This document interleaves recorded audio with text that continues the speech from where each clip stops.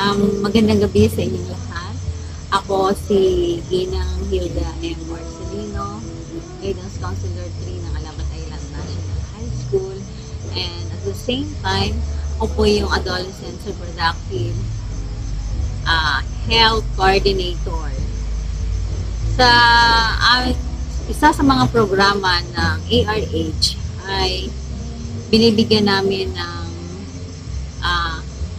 agapay ang mga estudyante namin na maagap na nabubuntis. Hindi namin sila hinahayaan na hindi makapagpatuloy ng pag-aaral kung kaya't ang inyong pong lingkod ay nagsulong ng isang programa na tinawag namin Kaagapay Mo, Hawak Ka Lang, para sa mga buntis naming mga mag-aaral.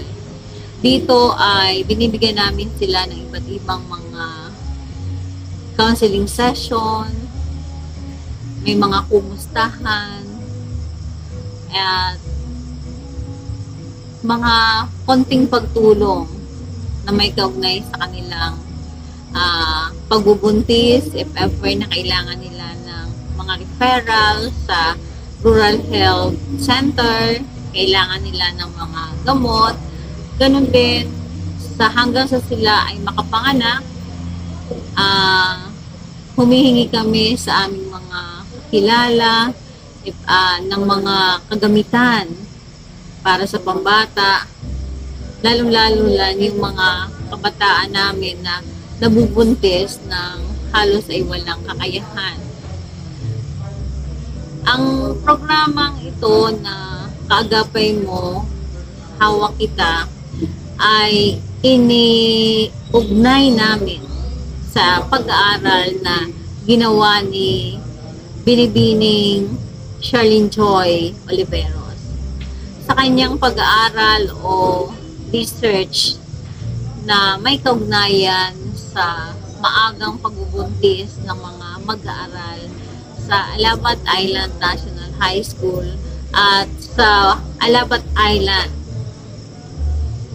Dito ay sa unang taon ng aming programa, mayroon kaming 5 nabuntis na kung saan ang lahat ng ito ngayon ay nakapagtapos na ng pag-aaral at yung iba ay patuloy na tinatapos ang kanilang pag-aaral. Kahit na sila ay hindi nabuntis, patuloy pa rin namin siyang sinusubaybayan, kinukumusta sa kanyang pag-aaral, ano ba ang kanyang mga reflection, no? Sa nangyaring ito sa kanyang buhay.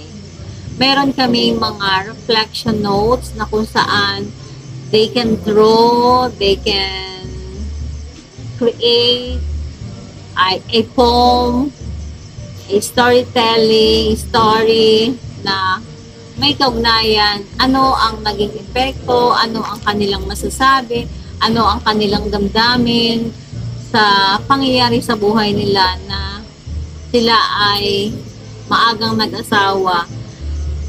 Pero sa kabila ng lahat ng yon ay binabati ko sila dahil hindi sila nakaisip na ipadaglag ang kanilang dinadala. Bagkus ay ginampanan nila ang responsibilidad na kanilang ginawa kahit na sila ay nasa murang edad.